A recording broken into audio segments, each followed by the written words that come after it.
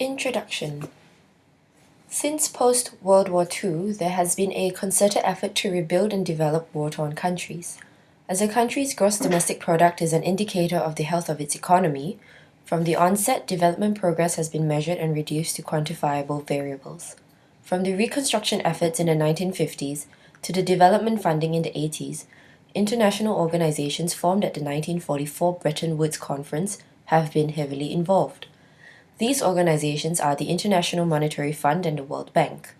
It is important to consider how the amount and approval of financial loans provided by these two institutions are embedded with conditionalities.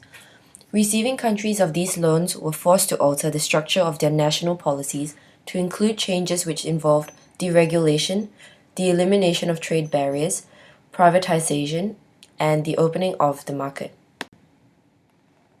Thus, periphery countries were obligated to abandon their protectionist policies by opening their market to competition from wealthier and more resourceful core countries.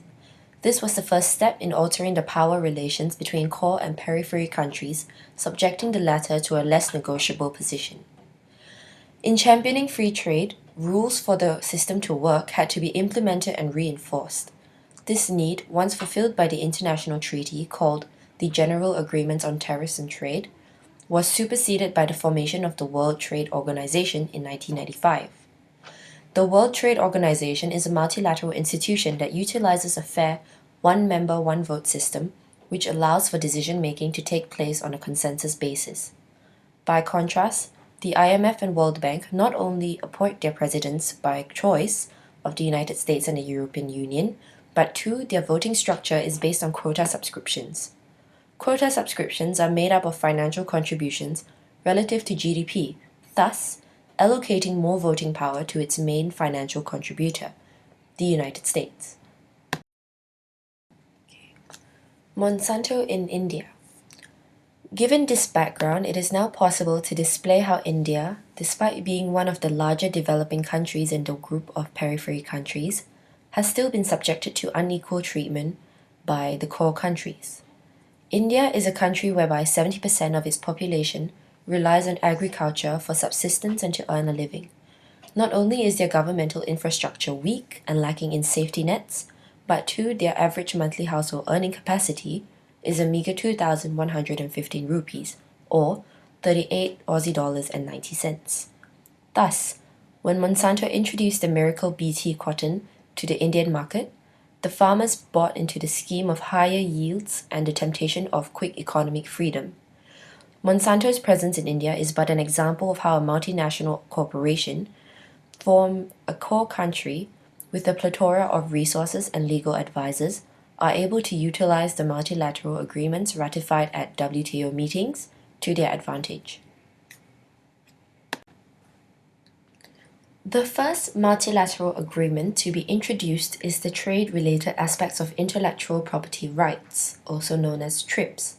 For the first time in a trade-related agreement, under Part 2, Section 5, Article 33, titled Terms of Protection, inventors of genetically modified crops are able to patent their hybrid seeds for up to 20 years. This is on the grounds that the strain is produced in a lab and therefore required high research and development expenditure for such an innovation. This moves effectively patented life given that agriculture is the main subsistence of many populations which are unable to afford high seed prices. With Monsanto having attained sole rights to the BT cotton seed, they possessed an unfair advantage which guaranteed them full control over their terms of use and sales of its crops. Instead of promoting healthy competition as free trade supporters often tout, Monsanto was able to restrict access to potential competitors and innovators. Moreover, their financial prowess has enabled them to buy over a multitude of seed companies. Henceforth, Monsanto is now the largest seed company in the world. As patented seeds require royalties to be paid based on usage, Monsanto not only disallowed its seeds to be resown during the next season, but too, was more expensive than the conventional seeds, which concurrently became less available to the market due to Monsanto's seed company purchases. Higher seed prices and the lack of government-allocated safety nets spurred Indian farmers to take up large loans as they were convinced these higher yields would suffice to pay off the debt. However, although the BT cotton seeds were more resistant to the bollworm pests, it required additional more expensive chemical pesticides and fertilizers to ward off secondary pests, and thus making it less profitable in comparison to conventional seeds. As 93% of all cotton seeds in India are controlled by Monsanto, Indian farmers are left in a more precarious position, debt-laden, with lower income and lacking any form of security to weather harvest failure.